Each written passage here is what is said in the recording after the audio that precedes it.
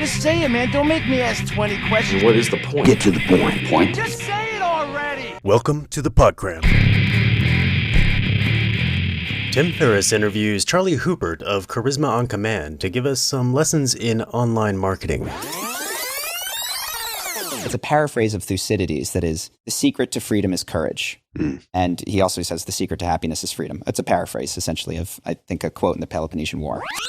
What happens is we get this course, it's from Clay Collins, and it's about pre-selling an online course. And at the point, I've done so much coaching that I'm actually getting tired of saying the same types of things over and over again now. Now it's just happening via Skype at the time. At the same time, you got to workshop your material. Yes, and I started to dial it. So each stage is important. So I'm dialing it in until I get bored of, okay, this is what works. This is what creates transformation. But now my role is just robotic at this point. It's not as dynamic as I'd like it to be. Sure.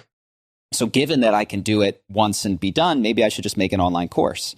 Thank God for this pre-selling thing, though, because it runs you through this process. At this time, I've been posting on the blog. I think we have 5,000 people on the email list. And I follow this template, which is something like, hey, guys, I was about to go into a cave and make this online course. And I remembered that that's stupid because I'm making it for you. So before I sit down to record it, I just want to know, what is the biggest problem you're facing related to charisma? If you reply to me, I'm going to make the whole course, but I'm going to make a piece of it for free that I'm just going to give everyone who replies. So they come in, they give me all their answers. Step 2. You take all of those things, you bucket them and categorize them, and you put them into radio buttons, ranking things in one of those Survey Monkeys, whatever you want. Say, hey guys, thank you so much for writing in. I think I have the top things. If you would just vote on which one you most want me to actually make the free piece on, that would help me to decide which piece to make for you. So then I get back, and the first thing, it was how to make an amazing first impression, how to feel unshakably confident, how to have a conversation that flows effortlessly, how to tell great stories, how to have body language that's magnetic, and how to be a good leader. And in that order is what they ranked them. Number 1, first impression. Number 2, confidence. So I get this. And they just gave me the outline of my course, in addition to all of the specific phrases, questions, things that need to be answered. So I say, hey guys, I'm making a course. It's going to cover these things.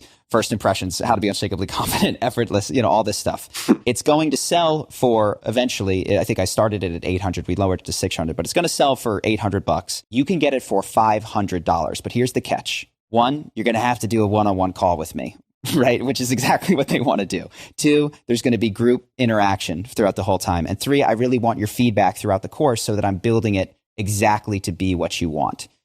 And so we offer 25 seats like this. And holy, that's the most money. We make $12,500. We sell out. People are stoked. And for us, it's, oh, wow, I was going to make this course. And what I learned now, each week, I get on a call. I talk to several people one-on-one. And I develop the content that I then send to them. And they give their questions. And it's this iterative, interactive thing over 6 weeks. And they, with their questions, completely reshaped the course I thought I was going to make. I thought I was going to make a course about all these advanced tips and tricks. And of course, if you've done something for a while, you always overlook the beginning phases. You overlook the fear. You overlook all of those things. So we focus way more on getting through that. And the course, as a result, is tailored to where my average audience member is, right? The guys that I wanted to work with, that I'd started filtering by calling the company Charisma on Command. And I have all these surveys that have language that then become the sales page on the back end. So do you want to walk into a room and be the guy that people instantly notice and that they're drawn to magnetically? That's phrases that they wrote in their descriptions of what they were asking for and wanted. So on the back end of this, I have my outline. I have my course. I've gone through it. No refunds. Everybody's happy with it. But did we get a refund? I can't remember. We might have had one. Just want to make sure that I'm dialed in on telling the truth here. Yeah. Next to no refunds, if any refunds. Next to no refunds, essentially. And so now I can go record this thing and offer it on the website. So all of a sudden, these blog posts, which had nothing to sell to, have something to sell to. So now actual money can start coming into the business while I sleep, right? So we're selling this course. We're getting, one a day or one every other day. What platform or software do you use to serve the course? Yeah. What's the back end, or maybe it's very explicitly through some type of platform that provides this? At the time, I'm sure there's better options now, but we've kind of got on. And so there's inertia. It's just a WordPress with some plugins. Yep. There was a wishlist member plugin, which was hot at the time and has, since sort of been depreciated. And so we're rolling off of that. Samcart is the cart. It was one of the only carts at the time that let you do payment plans. Now it's like everybody will let you do a payment plan. Mm-hmm. But for our needs, those were the two. So it was a Samcart cart to a WordPress site with a gated content thing that hooked into Samcart. Got it. I did a few videos at the end of 2015, but by 2016, I made the commitment that once a week, every week, I would release one YouTube video. And the first ones, I'd read Essentialism, and it was like, just do the thing. Great book. Amazing. Greg McKeown. So good. Read it. Read it 4 times. Need to read it again. Excellent book. I recommend it as well. It's so good. Mm-hmm. And I'll give a couple just key things. He's got one story about Herbie, which stuck with me so long. I'm setting up to do these YouTube videos once a week, and they're tedious, and I don't like doing them, and I don't want to. And I reading Essentialism, and he tells a story about a Boy Scout troop that was taking a hike, and they're trying to get to their destination, but they've got one little bit of a pudgy guy named Herbie, and he's having a hard time with his pack, and they're falling behind schedule.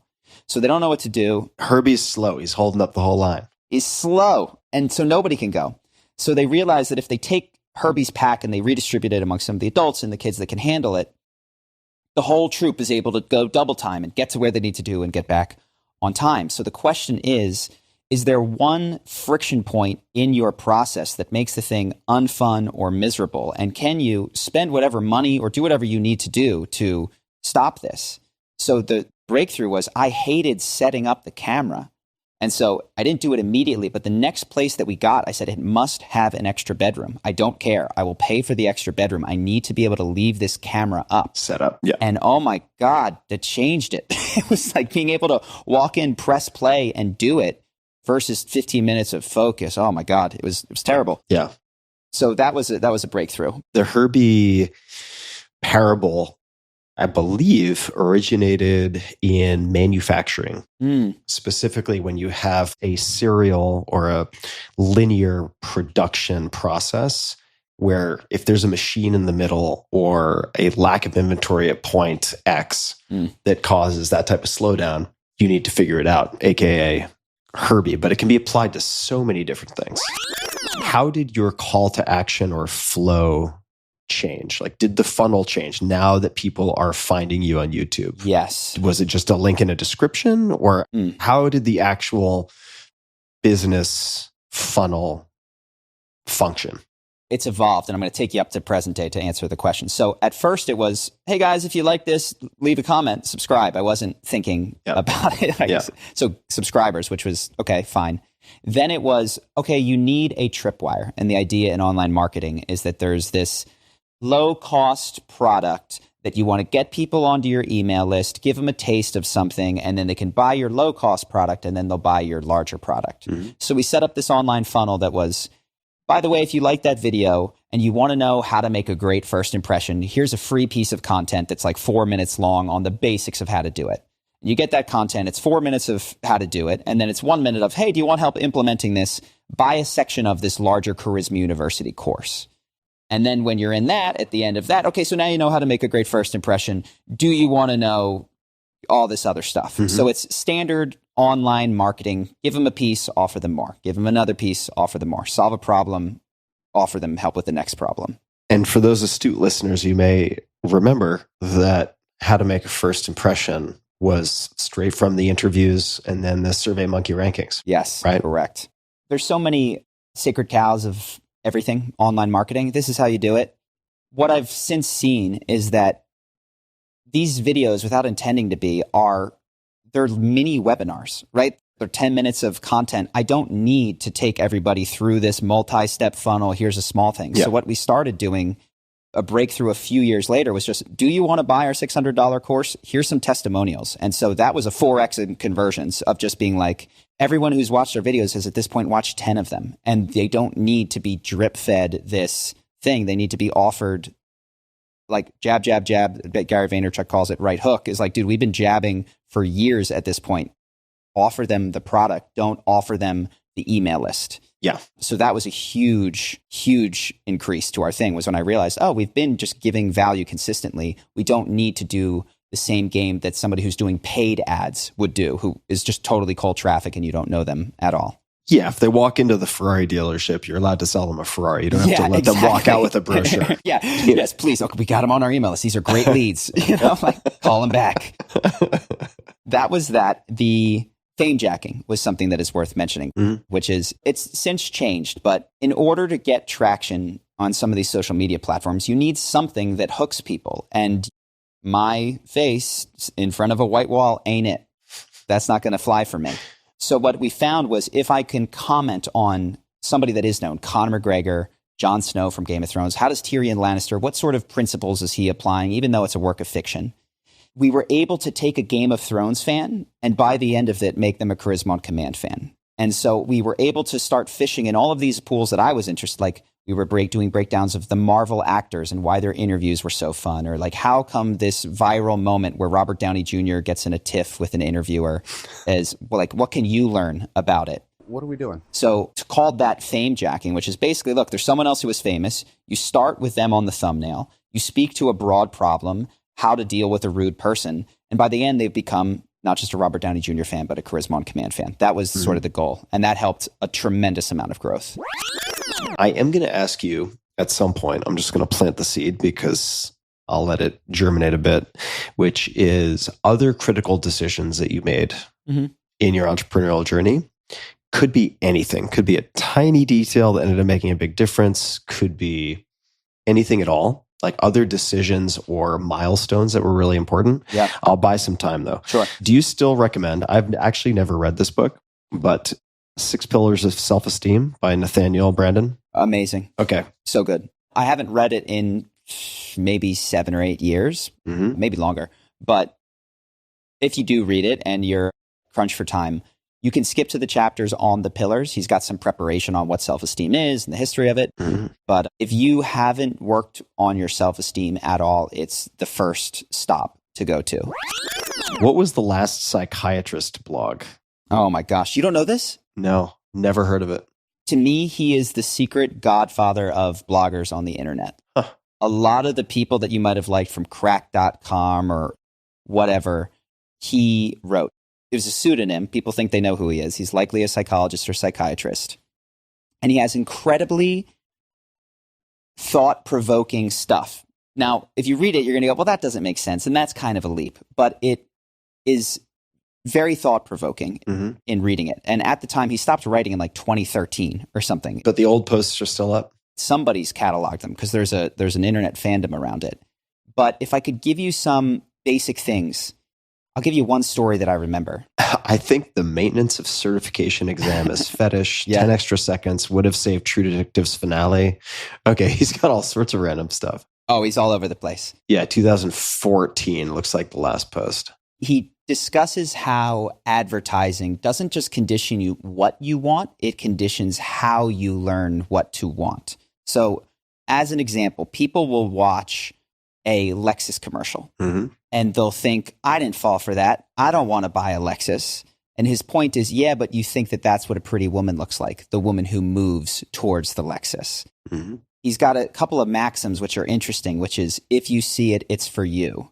Meaning, like, if you're consuming a piece of advertising and you think it's not impacting you, it's been split tested to make it to your eyeballs. And yes, technically there's a chance that you're resisting, but it is teaching you how that a watch is a status symbol. And maybe you don't think you need a Patek Philippe, but you learned that this is what money looks like because the background has a bookshelf. And now you think that books are what make people want things. Really go to critical decisions. There were all of the early ones about, this isn't my 10 out of 10 and I'm willing to let it go. That was repeated throughout the business. There was this phase of making videos where I had read Essentialism and it became, get everything out of my way so that I can do this thing. And that was rocket ship growth. It was like, let shit go awry. Problems are arising. Do not come to me. And that there's a balance there that I haven't quite figured out, because what happens is a lot of little things go wrong, but the net of me making these videos absolutely obliterates and cancels them out. And there comes a compounding bill when you've just hired that person and just let that culture persist, and it at some point needs to be addressed, which is what eventually did need to happen with the company. But there was a period of just like rocket ship growth by letting small problems accrue.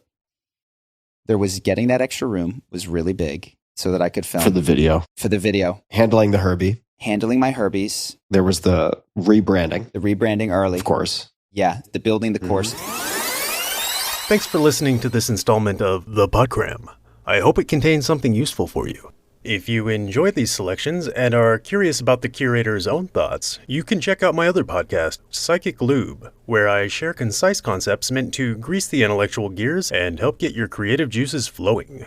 Each episode is an ongoing collaborative project that welcomes listeners to expand or rebut its points by email or comment, the most interesting of which get incorporated through periodic re-recordings. As always, if you're intrigued by today's content, I encourage you to go listen to the full podcast in its original form directly from its creators so that their sponsors keep paying them to make stuff for us and nobody feels compelled to sue me for copyright infringement.